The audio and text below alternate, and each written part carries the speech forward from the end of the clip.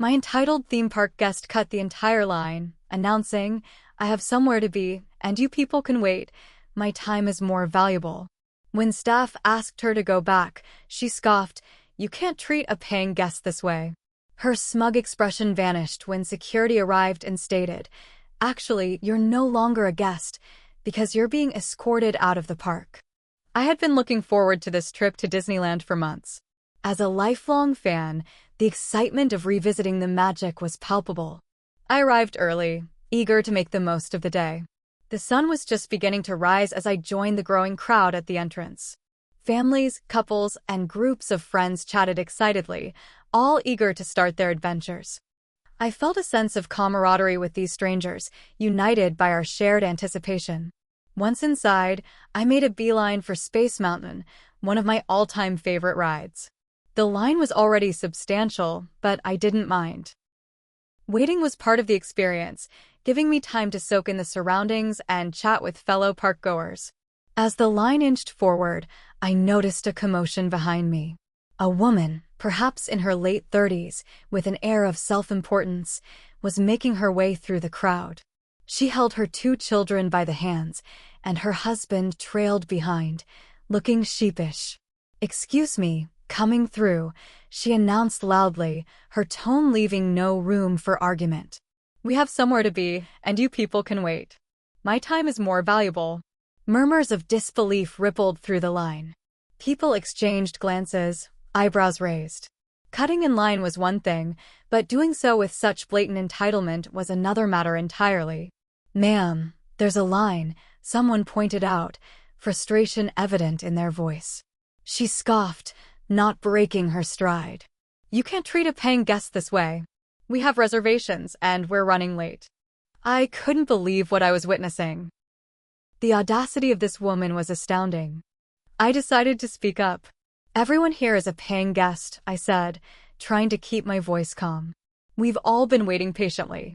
It's only fair that you do the same." She shot me a glare that could curdle milk. "Mind your own business," she snapped. "You have no idea what we're dealing with." At that moment, a cast member approached, alerted by the disturbance. "Is there a problem here?" the young woman in the iconic Disney uniform asked, her expression polite but firm. "This man is harassing me and my family," the woman declared, pointing at me. "We're just trying to get to our reservation, and he's causing a scene." I was taken aback. "That's not true," I protested. "She cut the entire line and is refusing to go back." The cast member turned to the woman. "Ma'am, I understand you're in a hurry, but we have rules about line jumping. I'm going to have to ask you to return to your place in line." The woman's face turned red with anger. "This is unacceptable. You can't treat a paying guest this way." "I'm sorry, but those are the rules," the cast member replied, maintaining her composure. The woman crossed her arms, standing her ground. "I want to speak to your manager." By now, the surrounding guests were watching intently, some nodding in agreement with the cast member, others whispering among themselves. The cast member sighed softly. "Very well. Please wait here." She stepped away, speaking into her radio. Moments later, 2 security personnel arrived, their expressions neutral but authoritative. "Is there an issue?" one of them asked. "This cast member is refusing to let us through," the woman said, her tone dripping with indignation. "We have somewhere to be, and she's being completely unreasonable." The security officer nodded, then turned to the cast member. "Can you explain the situation?" The cast member recounted the events, detailing how the woman had bypassed the line and refused to comply with park rules. The officer turned back to the woman. "Ma'am, I'm going to have to ask you to return to your original place in line." She laughed derisively. "And if I don't?" The officer's expression hardened slightly. "Then we'll have to escort you out of the park." Her smug demeanor faltered. "You can't be serious." "I'm afraid I am," he replied. "We take line jumping and guest conduct very seriously." The woman's husband, who had remained silent throughout the ordeal, stepped forward. "Let's just go back," he murmured, avoiding eye contact with anyone. She glared at him. "No, this is ridiculous." The officer sighed. "Ma'am, please come with us." Realizing she was out of options, she huffed and grabbed her children's hands. Fine, but I'm lodging a formal complaint. You're welcome to do so, the officer said, gesturing for them to follow. As they were escorted away, the tension in the line dissipated. Conversations resumed, and the line began moving again. The cast member returned to her post, offering me a small smile. "Thank you for your patience," she said. "Thank you for handling that," I replied. "It can't be easy dealing with situations like that." She shrugged. "It's part of the job. Most guests are wonderful, but every now and then, we get someone who thinks the rules don't apply to them." I nodded, reflecting on the incident. It was a stark reminder that entitlement knows no bounds, even in the happiest place on earth. The rest of the day went smoothly. I enjoyed the rides, indulged in some classic Disney snacks, and even made a few new friends while waiting in lines. The earlier incident became just a footnote in an otherwise magical day. As the sun set and the fireworks lit up the sky, I couldn't help but feel grateful for the experience. Disneyland had once again proven to be a place of wonder, where even the occasional hiccup couldn't dampen the magic. And as for the entitled woman and her family, I could only hope that they learned a valuable lesson about patience, respect, and the importance of following the rules, especially in a place where dreams come true. Later that afternoon, I was walking through Frontierland, enjoying a chio and just kind of processing the whole mess from earlier. I figured it was over, just another weird story I'd tell my friends when I got home. But then something happened that made my jaw drop. I spotted her, the same entitled woman from Space Mountain. She was back in the park. Same loud voice, same smug face, same kids clinging to her side. Her husband looked even more worn down than before. They were near Big Thunder Mountain, talking to another cast member. This time, she was whispering instead of shouting, but her arms were waving dramatically like she was giving a speech. I wasn't close enough to hear, but I could tell by her face she was trying to talk her way back into the park. Maybe she'd exited temporarily. Maybe they hadn't fully kicked her out earlier and just gave her a warning. Whatever happened, she didn't look embarrassed. In fact, she looked like someone trying to get revenge. I figured it was none of my business, so I kept walking. Not even 20 minutes later, I was standing in line for Haunted Mansion. I was deep in the queue, way past the gates, when I felt a tap on my shoulder. It was her. She had somehow found me. Her face was red, lips tight, and she was glaring at me like I'd just ruined her life. "You," she said, low and bitter. I blinked, confused. "Sorry, you had no right to speak to staff earlier. You escalated the situation and embarrassed my children." I was stunned. "You cut in front of dozens of people." I just pointed it out. Her eyes darted around like she didn't want others to hear, but still wanted to make a scene. "I paid thousands of dollars for this trip," she hissed. "Do you know what it's like to save for months and then have one person ruin your day because they want to play hero?"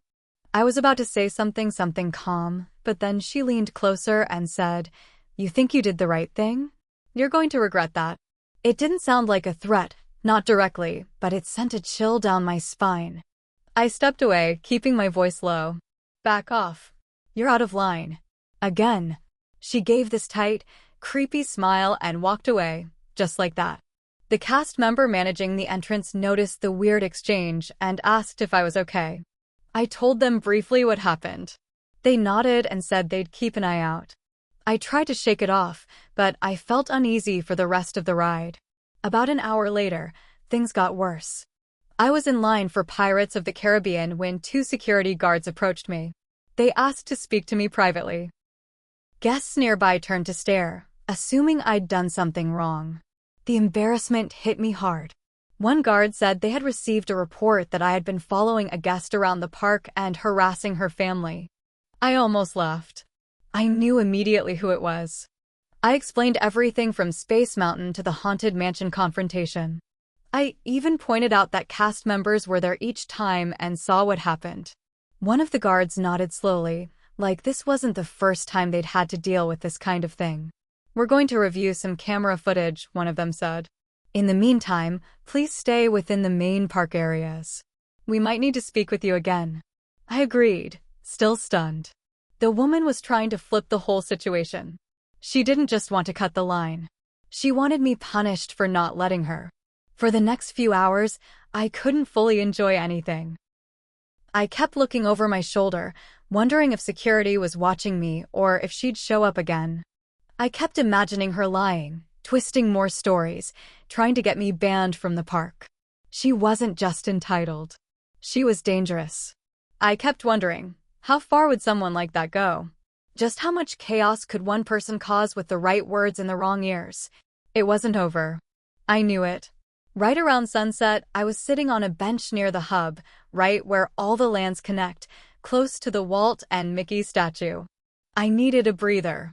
Between the fake report, the confrontation, and the nonstop tension, I hadn't enjoyed a single ride in hours. My cho was cold, my feet ached, and my fun day had turned into some kind of bizarre personal feud with a stranger. Then something clicked in my head. What if she was doing this to other people too? Maybe I wasn't the first. Maybe she made a habit of pulling these stunts and hoping nobody pushed back. So I decided to check something. I opened the Disneyland app and clicked on Chat with Us. It took a while to connect to a cast member, but eventually, someone named Taylor responded. I gave a short summary of what happened and asked if there was a way to file a more formal statement or incident report. Taylor was polite but firm. We've logged your interaction and our security team is already reviewing everything. If they need a written statement, they'll contact you through the app or in person. Please enjoy the rest of your day. I wanted to believe it was handled, but it didn't sit right. As I stood up to head toward Main Street, a small kid, maybe 7 or 8, bumped into me and dropped his popcorn. He looked up, shocked, and then started crying. I bent down, tried to calm him, and told him I'd help him get a new one. That's when I heard her voice again. "What are you doing with my son?" It was her. She was back, and this time she was yelling like she was trying to get a crowd. "He was crying," I said, standing up slowly. "He dropped his popcorn, that's it." People started turning their heads again. Her voice kept rising. "You think I wouldn't recognize you? First you harass us in line. Now you're following us and grabbing my son." She looked wild. Her husband had the kid now, holding him close and trying to keep him calm, but the woman wasn't stopping. She kept pointing, accusing, loud enough for half the plaza to hear. Security showed up again. Same 2 guards. This time, they looked much less neutral. One of them asked to speak to me alone. The woman yelled after us, "He's stalking my family." I kept my cool, barely. They led me to a side area behind the refreshment stands, away from the noise. Then the other shoe dropped. "We've reviewed surveillance footage," one guard said. I braced for the worst. "She approached you in line. You didn't follow her. You didn't harass anyone. You tried to de-escalate. You've done nothing wrong." I let out a long breath I didn't realize I'd been holding. But the other one said, "This is more serious than we thought. You're not her only target today." That got my attention. Earlier, she tried to get a young woman kicked out of the park for pushing her child. Another time, she claimed a man screamed profanities at her in front of Fantasyland. Every time, she was aggressive first.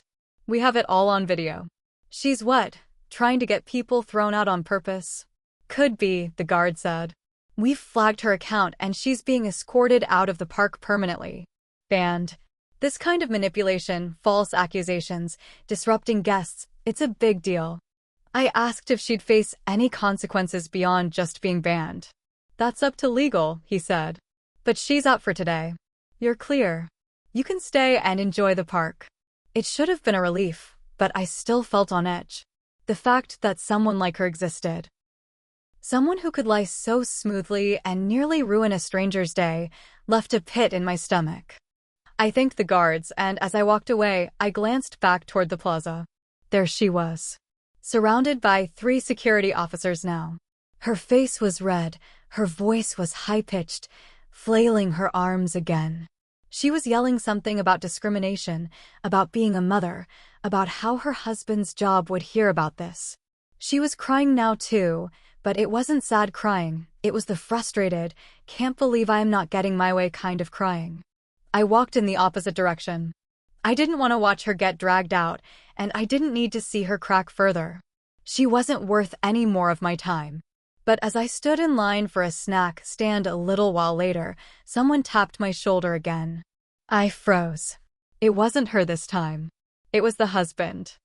I just wanted to say I'm sorry, he said quietly. He looked like a man carrying something heavy. For what? I asked. For all of it, he said. You didn't deserve that. No one did. He rubbed the back of his neck, glanced over his shoulder, and lowered his voice. This has been going on for a long time. Every trip. Every public place. If someone gets in her way, she snaps.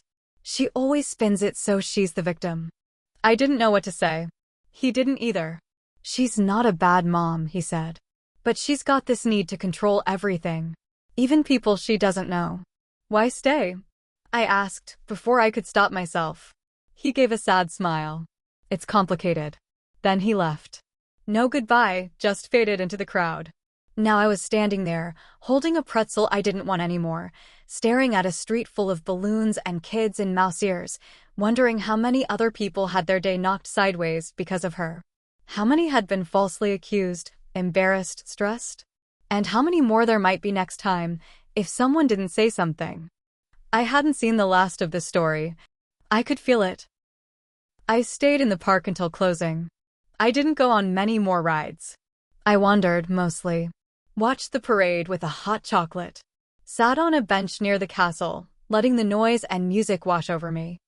I felt like I should have been enjoying it more, but my brain wouldn't stop spinning. Everything that had happened, getting accused, nearly thrown out, being confronted twice, security, the crying breakdown, it was too much. It was supposed to be a good day. I kept replaying it all in my head. Her shouting, the kid crying, her husband's apology. And then I started to think about what the guard had said, that she'd tried to get other guests kicked out. That she was banned now. It hit me different the longer I thought about it. She wasn't just annoying or entitled. She was dangerous. She knew exactly what she was doing, and she used her role as a mother, her voice, her tears, her fake innocence, all of it like weapons. And the part that stung more than anything? If I hadn't said anything at Space Mountain, if I had just let her cut, none of this would have happened to me. But then I thought, if I didn't say something, she would have gotten away with it again. And she'd try again. And again. I couldn't change how she was, but I sure as hell didn't have to be silent. That's when I made a decision. The next morning, I wrote an email. Not just to Disney Guest Services, but to their corporate office. I detailed every moment, what she said, what I said, how many people were involved. I listed the times and locations. I named the cast members and the security guards. I included the husband's comments. Then I went online and started digging. I found a parenting blog with her face on it. It wasn't hard. She had a mom influencer page. Thousands of followers. Posts about family trips, discipline tips, public parenting. She'd posted about Disneyland the day before. Her caption, "We were wrongfully kicked out today. My kids were traumatized. A cast member was cruel to us and a man followed us for hours. Don't trust the magic. Protect your family." The comments were already flooding with sympathy. So I replied, just one comment. I was the man. You cut a line. Lied to staff. Accused multiple guests of harassment. Security banned you after watching footage. You're lucky they didn't press charges. I left it at that. The next day, her post was gone. Her whole profile went private. A week later, I got a follow-up email from Disney. They confirmed the woman had been permanently banned from all Disney properties for falsifying reports and creating unsafe conditions for other guests. Legal was reviewing her actions further, and they thanked me for speaking up. They also sent me a park voucher for another visit. Free. But that's not where it ended. A few days after that, I got a message request on Instagram. It was from her husband. All it said was, "She's been dropped from 2 brand partnerships. She's blaming me. I'm staying at my brother's." I didn't reply. I didn't want to get involved anymore. But I read it twice. Maybe 3 times. He didn't deserve everything either. But part of me wondered, how long did he let her get away with that? How many times had he stood by and watched? That was the last I heard from either of them. A small part of me felt bad. Her kids didn't ask for any of this. But I reminded myself, she dragged them through it, not me. My only mistake was thinking she'd stop when she got caught the first time. She didn't. So I made sure it wouldn't happen again. And I slept like a rock that night.